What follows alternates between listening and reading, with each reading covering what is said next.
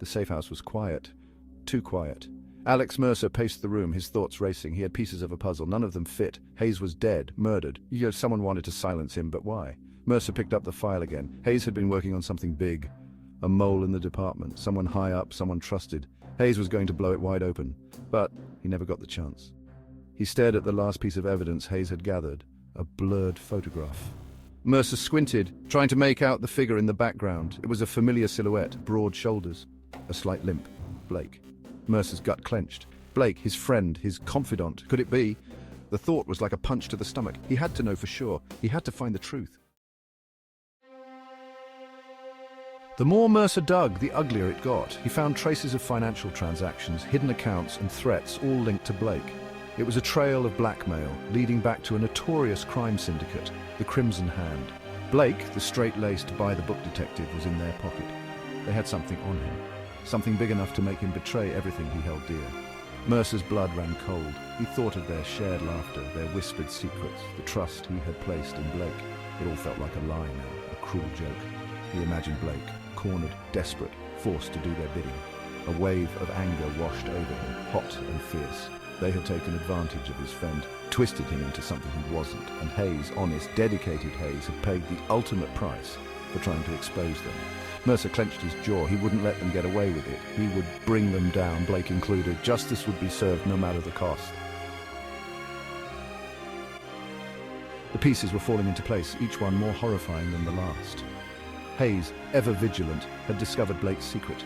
He had tried to confront him, appealed to his sense of duty. A fatal mistake. The Crimson Hand, sensing their hold on Blake slipping, had acted swiftly and brutally. They had silenced Hayes, framing it as a random mugging gone wrong. But Mercer saw through the charade. He knew the truth.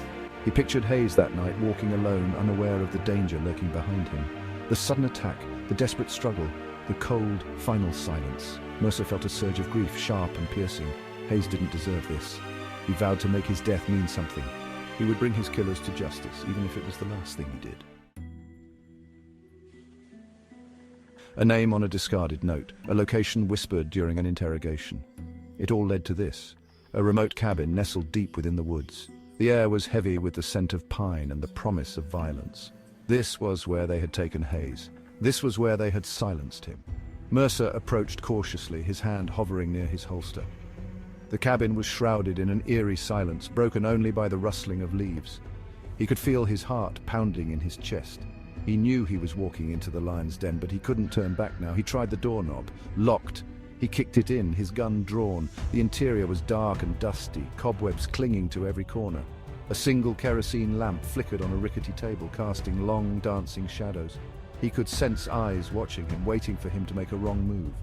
Mercer took a deep breath, steeling himself for the confrontation to come. He knew they wouldn't hesitate to kill him too, but he wouldn't go down without a fight.